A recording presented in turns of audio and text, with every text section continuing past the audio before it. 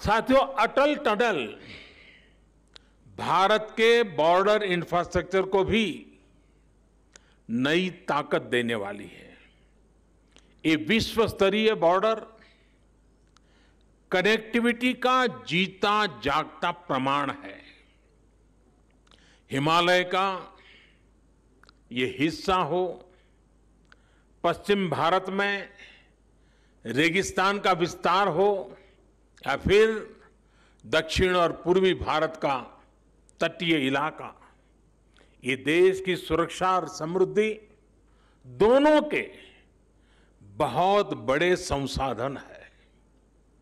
हमेशा से इन क्षेत्रों के संतुलित और संपूर्ण विकास को लेकर यहां के इंफ्रास्ट्रक्चर को बेहतर बनाने की मांग उठती रही है, लेकिन लंबे समय तक हमारे यहां बॉर्डर से जुड़े इंफ्रास्ट्रक्चर के प्रोजेक्ट या तो प्लानिंग के स्टेज से बाहर ही नहीं निकल पाए, या जो निकले वो अटक गए, लटक गए, भटक गए।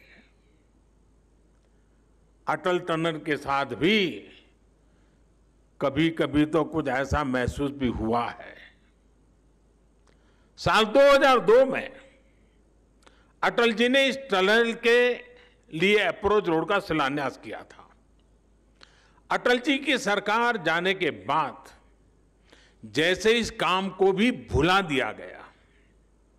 हालत ये थी कि साल 2013-14 तक टनल के लिए सिर्फ 1300 मीटर यानी 1.5 किलोमीटर से भी कम काम हो पाया था। एक्सपर्ट बताते हैं कि जिस रफ्तार से अटल टनल का काम उस समय हो रहा था, अगर उसी रफ्तार से काम चला होता तो ये सुरंग साल 2040 में जाकर के शायद पूरी होती। आप कल्पना करिए, आपकी आज जो उम्र है उसमें 20 वर्ष और जोड़ लीजिए, तब जाकर लोगों के जीवन में ये दिवस आता, उनका सपना पूरा होता। जब विकास के पथ पर तेजी से आगे बढ़ना हो, जब देश के लोगों के विकास की प्रबल इच्छा हो, तो रफ्तार बढ़ानी ही पड़ती है। अटल टनल के काम में भी 2014 के बाद अभूतपूर्व तेजी लाई गई। बीआरओ के सामने आने वाली हर अड़चन को हल किया गया।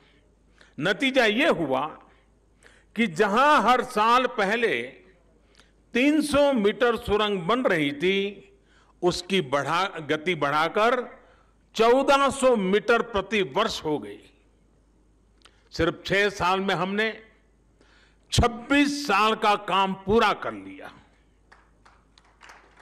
साथियों, इंफ्रास्ट्रक्चर के इतने अहम और बड़े प्रोजेक्ट के निर्माण में देरी से देश का हर तरह से नुकसान होता है। इससे लोगों को सुविधा मिलने में तो देरी होती है, इसका खामियाजा देश को आर्थिक स्तर पर उठाना पड़ता है। साल 2005 में यह आकलन किया गया था कि ये टनल लगभग 950 करोड़ रुपए में तैयार हो जाएगी, लेकिन लगातार होती देरी के कारण आज ये 3 गुना से भी ज्यादा यानी करीब करीब 3200 करोड़ रुपए से अधिक खर्च करने के बाद पूरी हो पाई है। कल्पना कीजिए कि अगर 20 साल और लग जाते तब क्या स्थिति होती।